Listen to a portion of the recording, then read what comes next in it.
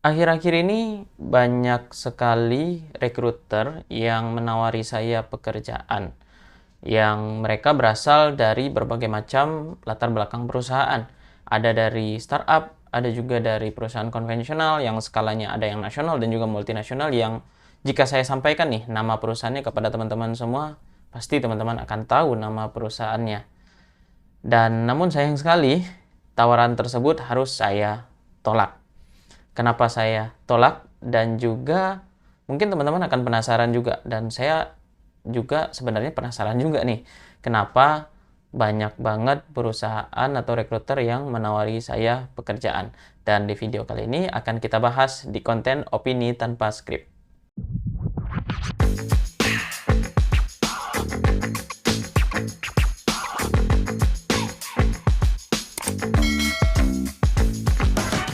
Sebelum mulai, saya mau menjelaskan terlebih dahulu nih bahwa konten kali ini bernama konten opini tanpa skrip yang berupa opini, argumen, pikiran-pikiran yang ada di otak saya sampaikan tanpa skrip tapi tentunya dengan konsep.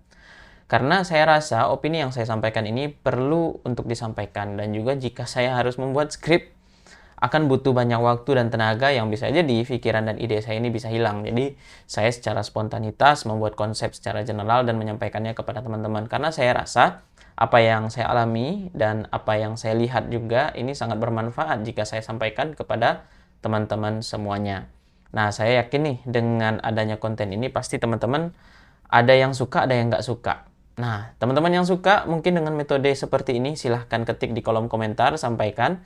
Dan juga bagi teman-teman yang nggak suka nih, atau ada yang perlu dikritik, ada yang perlu diubah dari konten ini, silahkan sampaikan juga di kolom komentar. Karena saya yakin tanpa kritikan dari teman-teman semuanya, konten ini, channel ini tidak akan bisa berkembang dengan baik. Oke, sebelum kita masuk ke temanya, jadi sesuai dengan yang saya sampaikan tadi di awal nih. Jadi akhir-akhir ini saya banyak sekali ditawari oleh rekruter untuk bekerja di tempat mereka bekerja. Yang mungkin saya hitung kira-kira ada sekitar 5-7 perusahaan. Yang skalanya ada yang nasional, ada yang juga multinasional, ada startup dan juga ada perusahaan konvensional biasa. Dan mungkin jika saya sampaikan nih nama perusahaannya kepada teman-teman semuanya, pasti teman-teman akan tahu dan kenal perusahaan tersebut.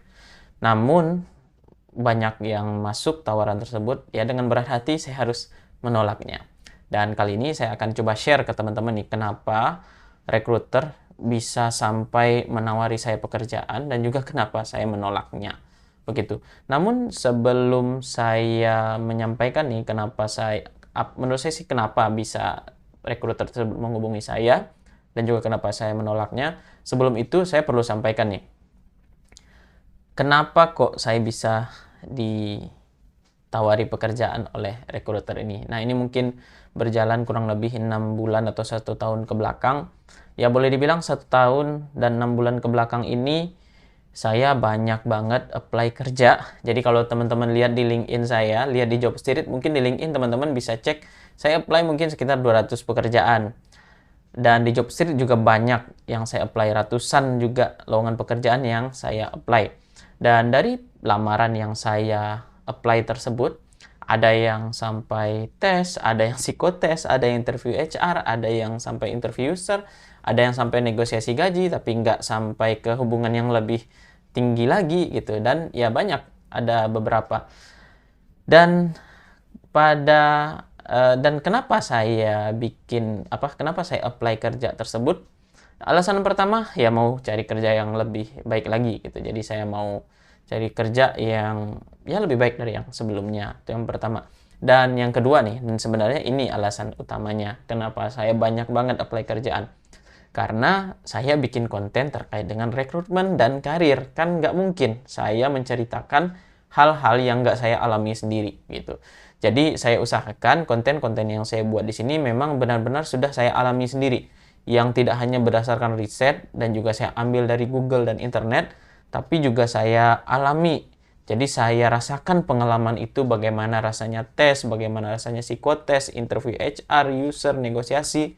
Sehingga saya bisa share ke teman-teman apa yang mesti kita lakukan dalam menghadapi proses rekrutmen tersebut gitu. Jadi salah satu hal yang menyebabkan saya kenapa saya banyak apply kerjaan ya salah satunya karena saya mau bikin konten untuk teman-teman semuanya gitu.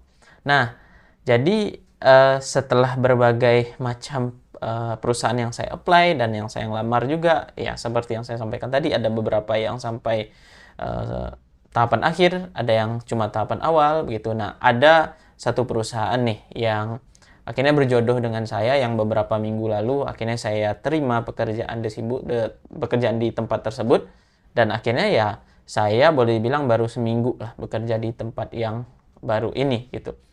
Nah, dalam seminggu saya baru masuk pekerjaan di sini, entah mengapa, ya mungkin itu qadarullahnya ya, udah jadi uh, apa ya, mungkin bahasanya yang cocok. Jadi ya udah, mungkin takdir Allah sudah seperti itu. Ketika saya sudah masuk di perusahaan, kok tiba-tiba banyak banget yang nawarin saya kerjaan gitu. Tiba-tiba ada yang DM, tiba-tiba ada yang WA, ada yang email menawari saya untuk bekerja di tempat mereka dengan posisi yang lebih tinggi, dan juga rata-rata lebih tinggi ada, dan yang sama juga ada begitu.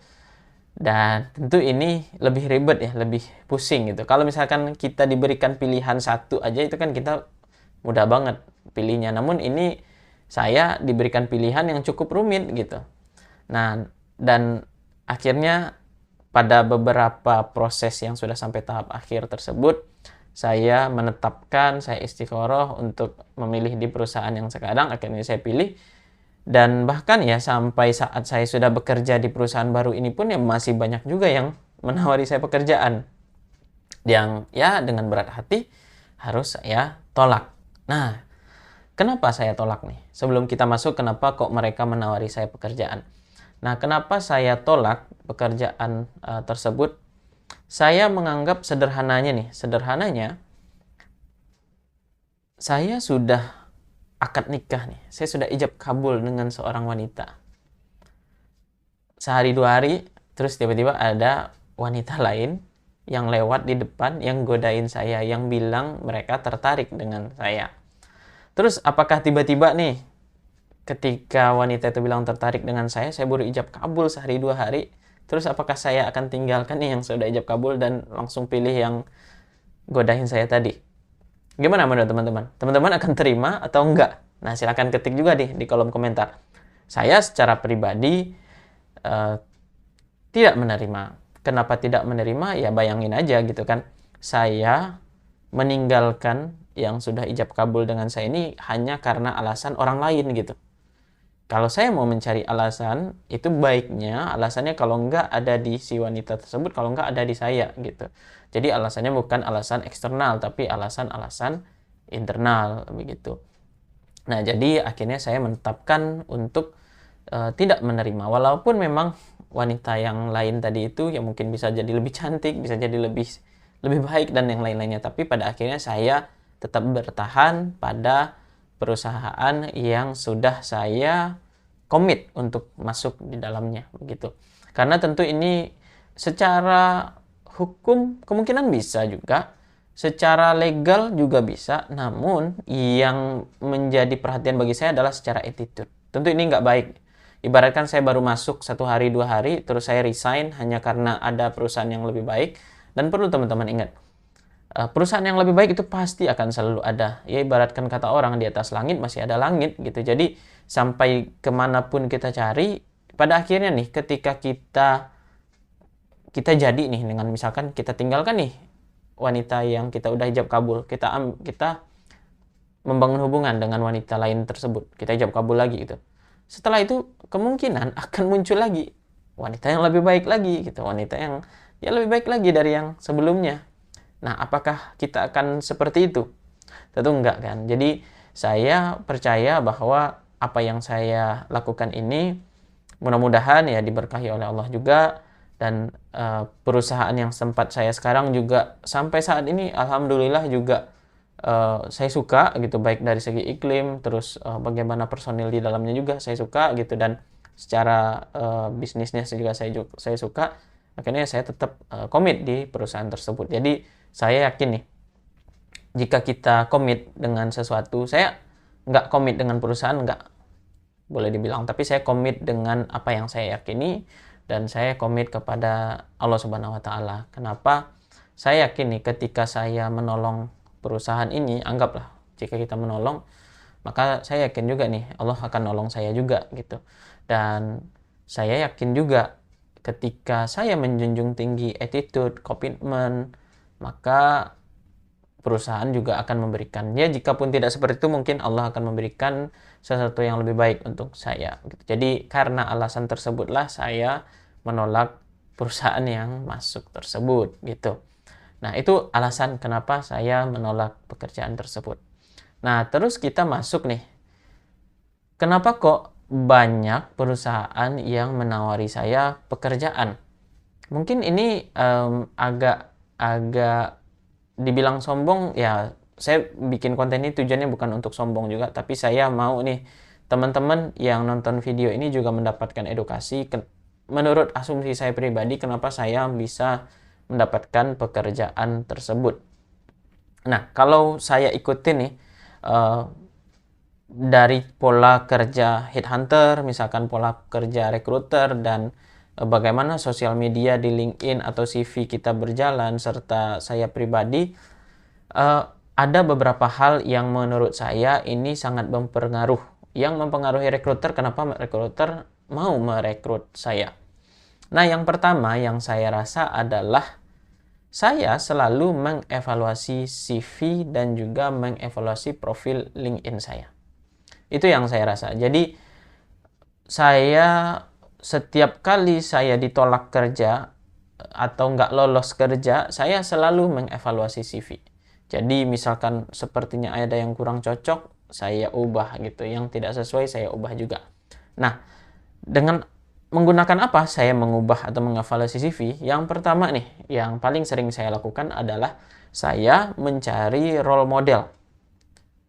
Siapa orang yang saya ingin karirnya seperti dia nanti gitu. Jadi saya ingin cari orang-orang, saya ingin menempati posisi dia. Itu yang saya lakukan. Jadi misalkan contoh saat ini saya berkarir di dunia bisnis proses improvement, sama inovasi. Nah, maka saya akan cari orang-orang yang duduk di posisi manajer atau posisi head sesuai profesi tersebut. Jadi saya akan cari itu manajer bisnis proses, head of innovation, process improvement, quality assurance. Saya akan cari orang-orang yang menempati posisi yang tinggi pada bidang tersebut, dan saya lihat profil mereka. Saya akan lihat profil mereka, bagaimana cara mereka menuliskan pengalaman kerja, training apa saja yang mereka ambil, sertifikasi apa saja yang mereka ambil, itu akan saya petakan dan saya tuliskan di CV. Nah, namun itu kan nggak mungkin saya ambil kata-kata yang ada di role model tersebut, lalu saya pindahkan ke CV, itu kan nggak mungkin. Karena saya belum ngalamin nih, misalkan ada training, ya saya belum ambil trainingnya, kan nggak mungkin saya tuliskan di CV atau di profil. Tentu ini kan jadinya pembohongan. Atau sertifikasi, si role model saya ini sudah ngambil sertifikasi, tapi saya belum, kan nggak mungkin saya taruh di CV. Oke, selain dari role model, saya juga mengambil contoh atau mengambil perbandingan dari job description dari posisi yang akan saya lamar. Jadi saya ambil nih, misalkan saya mau apply satu pekerjaan, tentu kan ada job desk-nya di sana, ada requirement-nya. Jadi apapun requirement dan job desk-nya saya pindahkan ke CV. Dan sama seperti tadi, saya pindahkan bukan berarti saya kopas ambil, itu enggak, tapi ya saya capai. Misalkan ada training, saya ambil trainingnya, ada sertifikasi, saya ambil sertifikasinya. Jadi dengan seperti itu saya bisa mencapai posisi yang sesuai nih dengan permintaan dan kebutuhan dari perusahaan gitu. Jadi tidak murni mengkopas kata-katanya, tapi saya mencapainya dalam bentuk aksi gitu. Jadi misalkan ada kuliah umumnya, saya ambil kuliah umumnya, ada webinar, saya ambil webinar, ada trainingnya, saya ambil training, sertifikasi, saya ambil sertifikasinya. Nah, menurut saya hal itu yang pertama yang mempengaruhi nih, kenapa recruiter bisa mengenali saya begitu. Dan yang kedua, hal yang mungkin paling berpengaruh adalah mungkin salah satu hal yang berbeda antara saat ini dengan dulu adalah di mana dulu itu nggak ada yang namanya LinkedIn. Kalau sekarang ada, di mana LinkedIn itu memang benar-benar powerful untuk para pencari kerja dan juga para profesional. Karena di sana secara otomatis orang-orang yang ada di sana adalah orang-orang yang memang berkarir dan juga mencari kerja. Nah, tentu juga recruiter pasti ada juga di sana. Nah, hal yang saya lakukan adalah saya mengubah profil saya menjadi open to work. Kalau teman-teman biasa lihat kan, kalau foto profil biasanya ada kalung hijau open to work. Nah, saya menggunakan itu tapi saya tidak dipublikasikan secara umum. Namun saya bikin supaya hanya recruiter saja yang tahu, karena ketika kita bikin open to work ada dua pilihan. Apakah pilihan yang pertama kita publikasikan secara umum, jadi baik recruiter, orang-orang secara umum itu bisa melihat apakah kita open to work atau tidak. Dan juga yang kedua adalah apakah kita bersedia available untuk kerjaan, itu hanya bisa dilihat oleh recruiter saja. Dan saya pilih yang kedua tadi, bahwa saya open to work yang bisa dilihat oleh recruiter saja. Jadi ketika sederhananya nih, recruiter kan nyari karyawan, nyari talent. Mereka akan searching sesuai dengan profesi atau karir yang mereka akan cari. Lalu ya bisa jadi itu akan ketemu kita. Jadi kita akan terdeteksi oleh recruiter begitu. Nah, kalau menyambung ke itu yang alasan yang kedua tadi ya. Kalau misalkan nyambung ke alasan yang pertama nih. Nah, perlu diketahui juga nih, kalau misalkan role model dan juga CV tadi dan juga job desk tadi, itu kalau bisa pastikan nih inline antara pengalaman yang kita miliki dan posisi yang akan kita lamar. Karena kalau nggak inline itu memang ya akhirnya kita akan kalah dengan kandidat-kandidat yang lain. Nah, oleh sebab itu nih penting banget buat kita memang benar-benar menentukan tujuan karir. Jangan sampai kita dalam waktu yang cukup pendek pindah-pindah karir tanpa tujuan yang jelas. Itu jangan sampai. Jadi tentukan tujuan karir supaya secara karir itu memang benar-benar inline. Jadi ketika kita itu sangat mudah diidentifikasi oleh recruiter. Nah, itu jadi yang pertama tadi evaluasi CV dan juga profil LinkedIn sesuai role model dan juga job description, dan juga pastikan bahwa CV dan profil tadi itu inline dengan karir kita, dengan pengalaman kita juga. Dan yang kedua tadi, pastikan kita membuat status open to work. Ya bebas sih, mau teman-teman bikin public juga boleh, mau teman-teman bisa diidentifikasi oleh recruiter saja itu boleh begitu. Tapi saya lebih pilih yang kedua. Jadi itu boleh dua-duanya. Nah, selanjutnya nih yang ketiga, yang menurut saya mungkin salah satu yang powerful adalah sederhananya gini. Kita tidak akan bisa dikenali oleh orang lain jika kita tidak bersuara. Kita tidak akan bisa didengar oleh orang lain ya jika kita tidak bersuara. Ada kata-kata yang menarik dari Panji Pragiwaksono yang sering terngiang-ngiang oleh otak saya, itu adalah lebih baik sedikit lebih baik daripada lebih baik sedikit lebih baik daripada lebih baik sedikit lebih beda dibandingkan sedikit lebih baik gitu. Jadi bagi saya yang penting lebih beda itu lebih baik daripada ya lebih baik gitu. Jadi yang penting beda gitu ya. Namun beda dalam artian jangan sampai bedanya ini beda yang brutal, tapi beda yang memang inline gitu dengan karir kita. Nah, jadi tujuannya apa? Tujuannya supaya kita bisa dikenali oleh recruiter. Nah, supaya kita bisa, cara saya menjadi beda itu adalah saya, dan ini mungkin umum. Pastikan kita selalu memposting atau berkecimpung dengan konten-konten atau materi-materi yang sesuai dengan kompetensi kita, yang sesuai dengan karir kita. Seperti misalkan saya tadi, saya berkarir di dunia bisnis proses, improvement, inovasi, maka saya akan saya akan menghubungkan, akan mengkoneksikan diri saya dengan orang-orang di posisi tersebut. Ya entah apakah itu staff, spesialis, atau manajer, pokoknya saya akan membangun hubungan dengan mereka. Terus saya juga akan berkomunitas dengan mereka. Jika mereka misalkan memposting materi-materi terkait dengan bisnis proses, saya akan komen. Dan juga yang paling penting adalah saya membiasakan diri untuk memposting hal-hal yang sesuai dengan karir saya. Jadi misalkan saya salah satu yang sesuai dengan karir saya adalah ISO misalkan, maka saya akan bikin postingan terkait dengan ISO. Sehingga apa? Sehingga orang-orang yang circle-nya bisnis proses tadi itu akan mengenali saya gitu. Sehingga ketika misalkan ada rekrutmen, kan yang namanya rekrutmen ini setiap tahun pasti akan ada gitu. Jadi dengan mudah saya mudah diidentifikasi begitu. Dan rekruter pun ketika mereka mengecek profil saya, ketika mereka mengecek timeline saya, itu memang benar-benar proven bahwa saya sesuai dengan apa yang mereka inginkan. Dan juga rekruter bisa tahu nih bahwa saya ini kompeten gitu. Sederhananya begini, ada si A nih yang punya akun LinkedIn, dia di dunia bisnis proses. Ada di si B, sama juga nih di dunia bisnis proses punya akun LinkedIn. Anggaplah secara profil sama, kompetensi sama. Namun yang satu ini lebih banyak bersuara dibandingkan yang tidak. Maka secara sederhananya yang sering bersuara itu akan lebih didengar. Ya gimana yang nggak bersuara bisa didengar, dia aja nggak bersuara gitu kan. Jadi yang penting menurut saya adalah bersuara tadi. Tapi tetap bersuaranya ini yang baik dan benar. Jangan sampai kita seperti tong kosong nyaring bunyinya. Jadi tetap bersuara.